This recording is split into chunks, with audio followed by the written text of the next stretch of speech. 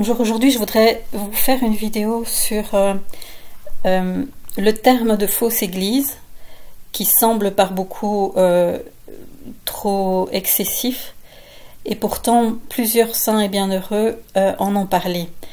Et je vais commencer donc par vous montrer ici comment Padre Pio a parlé à Don Gabriele Amorth, qui est l'exorciste du Vatican, qui est décédé en 2016. Et c'est un article qui est, vous voyez, sur 1 Peter 5 en anglais, mais que j'ai mis en Google Translate de façon à pouvoir vous le traduire. L'article est long, enfin il est plus ou moins long. Le début, je le laisse tomber, vous le lirez vous-même, mais je veux arriver à la partie où on parle de la fausse église. L'interview s'éloigne ici du sujet de Fatima, mais José María Zavala, qui est donc le journaliste espagnol qui interviewe le Gabriele Amorth, pose la question. Pardonnez-moi d'insister sur le troisième secret de Fatima. Padre Pio l'a-t-il alors lié à la perte de la foi au sein de l'Église? Le père Gabriel fronce les sourcils et lève le menton. Il semble très affecté. En effet, dit-il, un jour, Padre Pio m'a dit avec beaucoup de tristesse, « Tu sais, Gabriele, c'est Satan qui s'est introduit dans le sein de l'Église et qui, dans très peu de temps, viendra diriger une fausse Église. » « Oh mon Dieu, une sorte d'antéchrist! Quand vous a-t-il prophétisé cela? Lui ai-je demandé. Cela devait être vers 1960, car j'étais déjà prêtre à cette époque. Est-ce pour cela que Jean XXIII a eu une telle panique à l'idée de publier le troisième secret de Fatima, afin que les gens ne pensent pas qu'il était l'antipape ou quoi que ce soit d'autre? Un sourire léger mais entendu se dessine sur les lèvres du père Amorth. Padre Pio, vous a-t-il parlé d'autres catastrophes à venir, tremblements de terre, inondations, guerres, épidémies et famines? A-t-il fait allusion aux mêmes fléaux prophétisés dans les Saintes Écritures? Demande Zavala. Rien de tout cela ne lui importait, si terrifiants qu'ils fussent, sauf la grande apostasie au sein de l'Église. C'était le problème qui le tourmentait vraiment et pour lequel il priait, et offrait une grande partie de sa souffrance, crucifié par amour. Le troisième secret de Fatima? Exactement. Y a-t-il un moyen d'éviter quelque chose d'aussi terrible, père Gabriele? Il y a de l'espoir, mais il ne sert à rien s'il n'est pas accompagné d'œuvres. Commençons par consacrer la Russie au cœur immaculé de Marie. Récitons le Saint-Rosaire et faisons toutes les prières et les pénitences. En effet, au début de cette interview, il explique que la consécration à la Russie n'a pas été faite. On peut lire encore ici, le père Amorth est ici témoin de ce que Padre Pio, qu'il a rencontré pour la première fois alors qu'il n'avait que 17 ans, lui a dit directement et personnellement. Le père Amorth affirme dans cette même interview que Padre Pio lui a même parfois permis de lire son propre journal spirituel. Alors maintenant venons-en à Anne-Catherine Emmerich, qui est bien heureuse, elle. Alors je vous lis d'abord le texte où elle voit un pape, le vrai pape, qui est en prière. Il est entouré de faux amis qui souvent font le contraire de ce qu'il dit. Ça, c'est donc Benoît XVI, pour moi, avant la démission. À Avola, la Vierge le montre également dans une vision, qu'il est entouré de traîtres.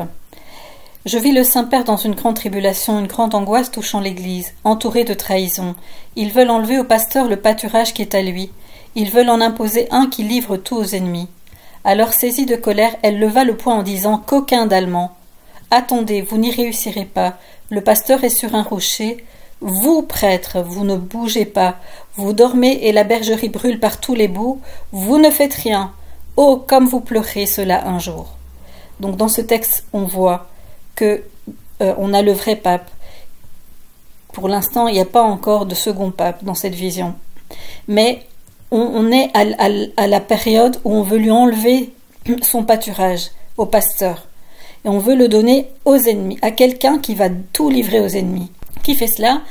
Elle voit qu'il y a des Allemands, qu'aucun d'Allemands. Et si vous vous rappelez la vision de Deborah Mandoria, de la mafia de Saint-Gall, elle dit qu'il y a deux Allemands et elle en reconnaît un qui porte le nom du communisme féroce, c'est-à-dire le cardinal Marx. Après, elle finit en disant que les prêtres ne bougent pas et ne font rien. Et ils pleureront cela. Personne ne parle. Personne ne prend la défense du pape. Benoît XVI était assailli de partout, il n'avait plus aucune marge de manœuvre, on essayait de le virer et de le mettre de côté, et personne ne prenait sa défense. Ensuite, elle dit « Je vis que dans certains cas d'extrême détresse, lui, le pape, a des visions et des apparitions. Quant à ceux qui récusent aujourd'hui le pape, craignons qu'ils ne soient demain les premiers à acclamer le ravisseur qui s'introduira dans la bergerie. Donc il y a un ravisseur, c'est le même dont parle Jésus, qui passe au-dessus de la clôture, qui va arriver dans la bergerie et s'introduire. » Alors elle voit des démolisseurs qui cherchent à se glisser par toute espèce de moyens et bouleverser le jardin et les semences.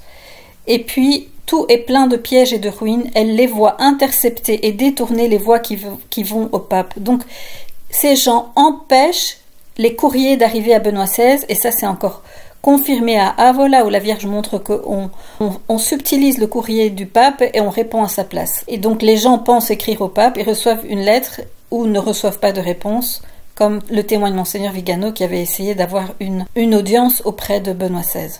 Je vis ensuite que quand ils introduisaient l'évêque de la manière qu'il s'était proposé, après l'avoir élu démocratiquement, ils étaient l'intrus, introduit contre la volonté du pape, donc le pape est toujours là, et ils introduisent un évêque après l'avoir élu démocratiquement.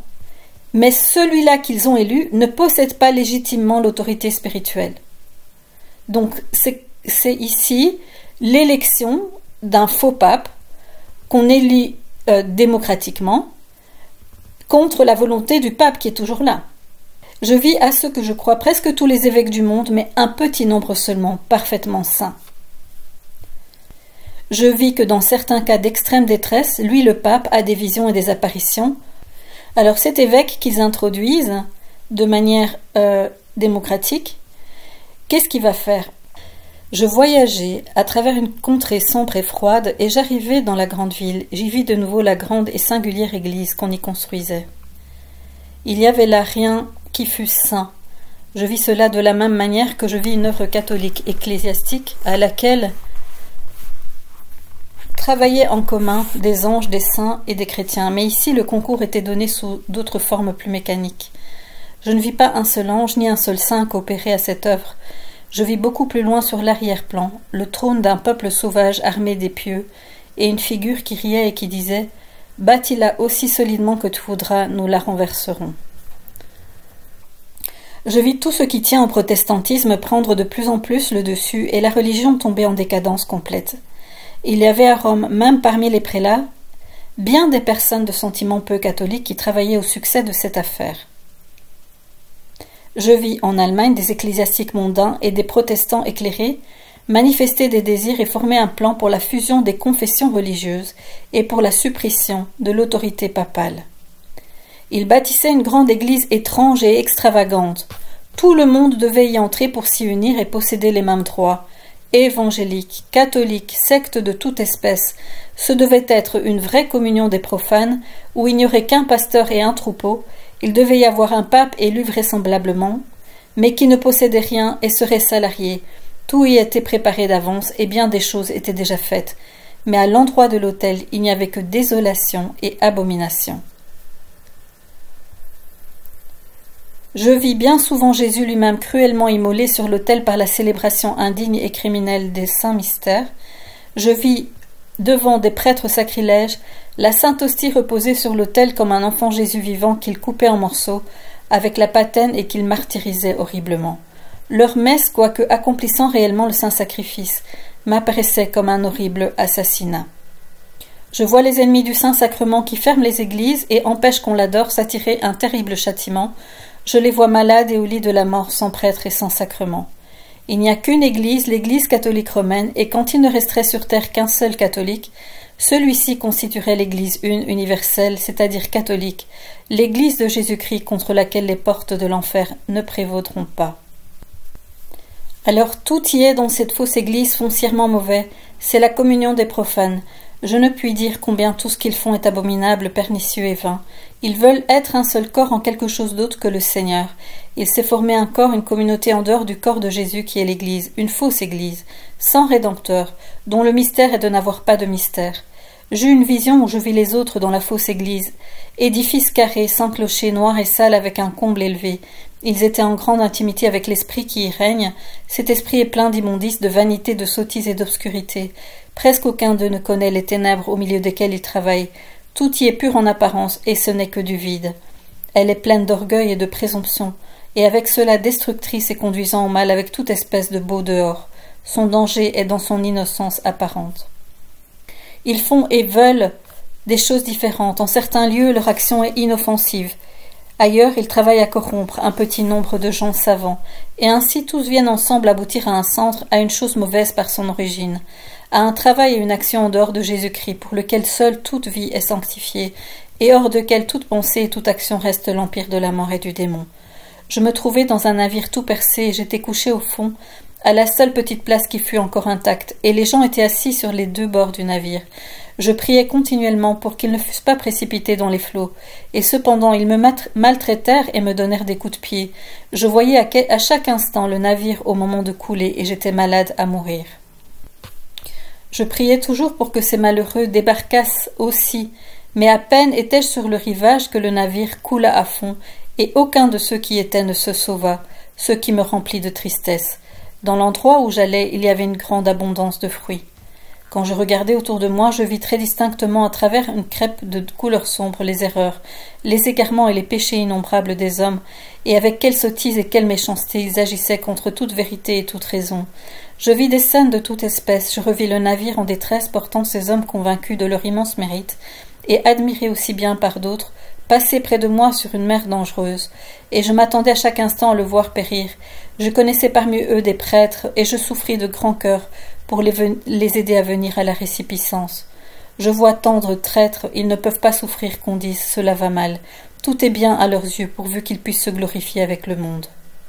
Ensuite, une troisième personne qui a parlé d'une fausse église, c'est le vénérable Fulton Sheen, donc un évêque des États-Unis, qui est vénérable, qui a été reconnu vénérable du temps de Jean-Paul II. Sa cause de béatification a été suspendue par le faux pape, l'antipape Bergoglio, parce que évidemment, en fait, Fulton Sheen a beaucoup parlé de l'avenue de l'Antichrist et du faux prophète. Alors écoutez ce qu'il dit et ce qu'il prophétise. Le diable mettra en place une contre-église qui sera le singe de l'église. Elle aura toutes les notes et les caractéristiques de l'église, mais à l'envers et vidée de son contenu divin. Le faux prophète aura une religion sans croix, une religion sans monde à venir, une religion pour détruire les religions. Il y aura une église contrefaite. L'église du Christ sera l'une et le faux prophète créera l'autre. La fausse église sera mondaine, œcuménique et mondiale. Elle sera une fédération informelle d'églises et de religions, formant une sorte d'association mondiale, un parlement mondial des églises. Elle sera vidée de tout contenu divin et elle sera le corps mystique de l'Antichrist. Le corps mystique sur terre aujourd'hui aura son Judas Iscariote et il sera le faux prophète. Satan le recrutera parmi nos évêques. Voilà, ça c'est une prophétie de Fulton Sheen qui explique.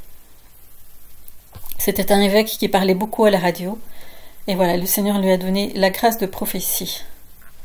Dans un long message donné par Jésus à Vassula dans le cahier 45, dans la date du 5 au 29 août 1990, dans un long texte qui s'appelle les 10 commandements, il y a aussi référence à un faux Christ et un faux œcuménisme. Alors, ne t'ai-je pas dit, tu ne donneras pas de faux témoignages ni de fausses attestations. Pourtant, au cœur de mon sanctuaire, dans lequel est planté le fer de la lance, où parmi mes abels se trouvent également les Caïns, ce commandement n'est pas observé non plus. Les prêtres désignés par Caïn sont envoyés maintenant aux quatre coins de la terre, non pour porter témoignage sur moi comme le ressuscité, ni pour témoigner de mon sacrifice, mais pour condamner ma parole en singeant les Écritures et en enseignant à toutes les nations un faux Christ sous un faux œcuménisme, donnant au monde une portion de rationalisme et de naturalisme, une nourriture profanée, un mensonge. Je vous le dis, ils ne s'avéreront pas victorieux ni ne gouverneront jamais. La justice prévaudra, et je ne te laisserai jamais prospérer, puisque je sais tout sur toi, et comment, par le pouvoir du dragon, tu désignes tes propres prêtres, les plaçant à des postes élevés pour écraser mes propres prêtres et en venir à bout. Je te le dis, le temps est presque accompli, et je te désarçonnerai de ton siège élevé pour te faire tomber aux pieds de mes propres prêtres, de mes saints et de mes anges, et te faire admettre que tu es l'esclave de la bête. Bientôt, très bientôt, je viendrai à vous comme un voleur inattendu, et je renverserai le mensonge, votre faux Christ, et je rétablirai la vérité. Je viendrai bientôt fracasser cette fausse image que vous êtes en train de faire de moi, contraignant chaque nation à l'honorer. Non, victorieux vous ne serez pas. Ensuite, le 10 septembre 1990. Moi, le roi des rois, l'agneau de Dieu, le premier et l'ultime, le Verbe de Dieu, le ressuscité, le Christ, le Rédempteur, j'entends abolir et mettre un terme à cette conspiration contre mon Église, ainsi qu'à leurs faux enseignements de ma parole et de mon image. Je ne parle plus en métaphore, je vous dis en termes clairs qu'ils sont en train de conférer un titre qui ne m'appartient pas et qui n'est pas moi, un faux Christ, une image sans vie, un faux Dieu, subtilement caché sous un faux œcuménisme. Mais je te promets, mon enfant, qu'à la fin je prévaudrai, je terrasserai ces faux maîtres de votre ère, et je vous donnerai les trésors cachés de mon Sacré-Cœur, mettant sur votre langue le langage de ma croix qui est amour, avec tous ses mystères et miracles et merveilles. Ensuite, 2 jours après, le 12 septembre 1990. Je suis fidèle et véridique, et ma promesse se vérifiera, je ne tarderai pas, car autant vous entendez les pas du faux prophète et de son clan à la surface de la terre, d'autant plus je vous ferai entendre mes propres pas pour essuyer de mon sang les traces du venin qu'ils laissent sur leur passage comme appât pour vous. Ce rebelle et son clan sont maintenant prospères, dissimulés sous des vêtements de grands prêtres, dissimulés sous l'apparence d'un agneau, dissimulés sous l'apparence de la vérité pour en tromper beaucoup et les conduire tous à leur mort. Je ne parle pas en parabole, maintenant, mais en paroles directes. Les temps sont arrivés, ces temps annoncés dans l'Écriture, où mes ennemis conféreront un titre qui ne m'appartient pas et qui n'est pas moi, un faux Christ, une image sans vie, un faux Dieu, une idole, subtilement caché sous un faux œcuménisme, le fer de la lance profondément fiché dans mon Sacré-Cœur et cause de l'effusion de tant de sang. Par l'épée, ils vous forceront à manger leur nourriture souillée, une portion de rationalisme un jour, une portion de naturalisme le jour suivant, une portion de naturalisme le jour suivant, et ainsi de suite, singeant la vérité, ma parole, la sagesse et le langage de ma croix.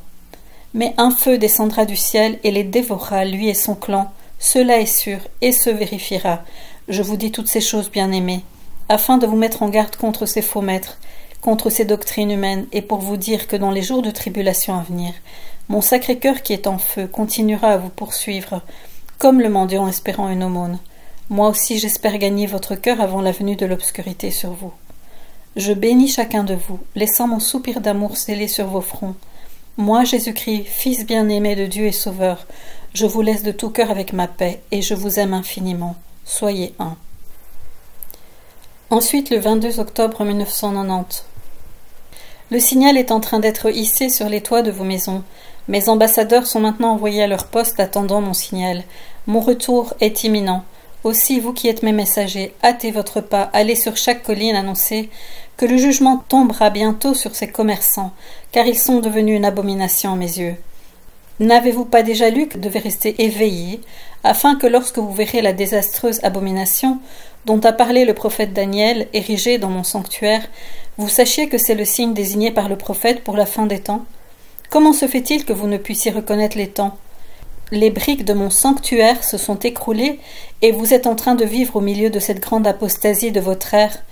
Mes oppresseurs pensent maintenant qu'ils ont le dessus. Les négociants croient qu'ils continueront à commercer dans mon sanctuaire. Mais je leur dis, vous qui avez corrompu votre sagesse, en négociant mon image contre une statue inanimée, un faux dieu, une idole, vous qui luttez pour ériger cette abomination dévastatrice et abolir mon sacrifice perpétuel, vous boirez le plein calice de ma justice. Cette figure barbouillée de couleurs disparates, cette figure que ces marchands essayent de vous faire vénérer et suivre n'est pas moi. Elle est une invention de l'habileté humaine pervertie, pour dégrader le concept de ma sainteté et de ma divinité. Elle est un faux œcuménisme, elle est un défi à tout ce qui est saint. Je souffre à cause des péchés de ces marchands. Priez pour ces prêtres qui sont devenus marchands. Leur péché est grave. Priez que je puisse insuffler mon esprit de vérité en eux, et les faire observer mes lois et respecter ma divinité. Bien-aimés, vous que j'ai marqués comme miens sur vos fronts, ne permettez pas à ces marchands de vous contraindre à suivre cette fausse image. Soyez sur vos gardes, je vous dis cela à l'avance, parce que je veux que vous sentiez confiant en moi votre Dieu lorsque les temps de grande détresse seront sur vous. J'entends vous visiter. L'heure de mon grand retour arrive déjà, et malheur à ces marchands qui sont en train de lutter pour ériger dans mon sanctuaire leur abomination dévastatrice et abolir mon sacrifice perpétuel en vous forçant à manger leur nourriture profanée. Malheur à ces commerçants qui conspirent à ruiner ma parole en la rationalisant. Malheur aux blasphémateurs qui 10 fois ont blasphémé mon saint nom.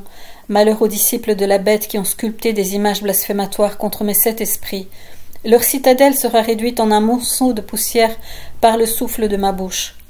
Et toi, mon enfant qui me lis ou m'écoute, toi dont j'ai visité le tombeau et en qui j'ai fait entrer mon souffle, je te dis, suis les traces de mon sang que je laisse derrière moi, pour toi comme un signe. Et si tu es arrêté interrogé sur ton chemin par un passant, dis-lui que tu es mon élève et moi ton maître, et que tu es sur le chemin de témoigner un Christ crucifié, un Christ ressuscité, et lorsque tu seras arrêté par un marchand, prends garde à sa malhonnêteté, prends garde qu'il n'échange pas la croix que je t'ai donnée contre une soi-disant sagesse corrompue. Sans un son et sans un mot, embrasse avec plus de ferveur que jamais la barre au travers de tes épaules, essuie les marques de mon sang, elles te mèneront à moi, et si l'un d'entre eux engage des poursuites contre toi, ne te couvre pas le visage contre les insultes ou les coups, mais offre aussi ton dos, afin qu'ils te reconnaissent par tes plaies. Laisse celle-ci être une parfaite imitation de mes plaies, car elles te seront infligées par ceux-là même qui m'ont frappé, moi, ton maître. Je voudrais rappeler qu'il y a un site internet pour tous ceux qui croient que Benoît XVI est le dernier vrai pape, où vous pouvez vous inscrire par région pour vous retrouver ensuite sur un groupe Telegram. Je vous donne ensuite le lien Telegram du groupe de votre région. Vous allez sur la chaîne et vous allez dans vidéo, ici, en haut, et vous voyez toutes les vidéos qui ont été faites. Dans celle-ci qui s'appelle « Le rôle des laïcs du petit reste catholique », si vous ne l'avez pas encore vue, je vous demande de la voir. Et il y a une explication en tout début pour savoir comment installer Telegram sur votre appareil de téléphone portable au cas où vous avez un smartphone.